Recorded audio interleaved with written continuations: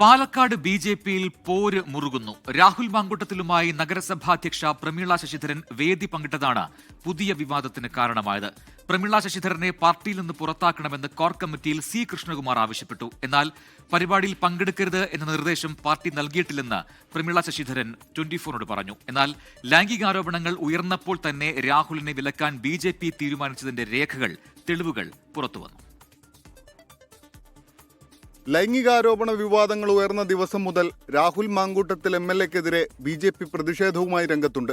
ഇതിനിടെയാണ് രാഹുൽ പങ്കെടുത്ത പൊതുപരിപാടിയിൽ ബി.ജെ.പി ഭരിക്കുന്ന നഗരസഭാ ചെയർപേഴ്സൺ തന്നെ പങ്കെടുത്തത്. പാർട്ടി നിർദ്ദേശം ലംഘിച്ച നഗരസഭാധ്യക്ഷ പ്രമീള ശശിധരനെ പാർട്ടിയിൽ നിന്ന് പുറത്താക്കണമെന്ന് സി കൃഷ്ണകുമാർ കോർ കമ്മിറ്റിയിൽ ആവശ്യപ്പെട്ടു. വിഷയത്തിൽ പാർട്ടി പഠിച്ച് നടപടിയെടുക്കുമെന്നാണ് ജനറൽ സെക്രട്ടറി എസ് സുരേഷിന്റെ മറുപടി. ചെയർപേഴ്സൺ പരിപാടിയിൽ പങ്കെടുക്കരുതായിരുന്നു എന്ന് ജില്ലാ നേതൃത്വവും വ്യക്തമാക്കി.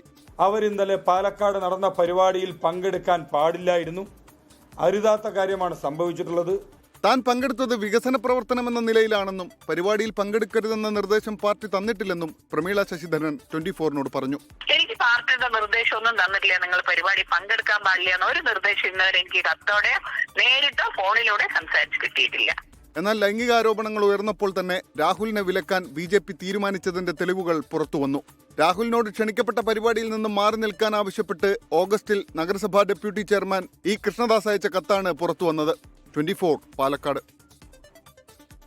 ലോകത്തെവിടെയായാലും ഏത് സമയത്തും 24 വാർത്തകളും ഓഗ്മെന്റഡ് റിയാലിറ്റി പാക്കേജുകളും എക്സ്പ്ലെയിനറുകളും വിശദമായി കാണാൻ ഞങ്ങളുടെ യൂട്യൂബ് ചാനൽ നിങ്ങൾക്ക് സബ്സ്ക്രൈബ് ചെയ്യാം.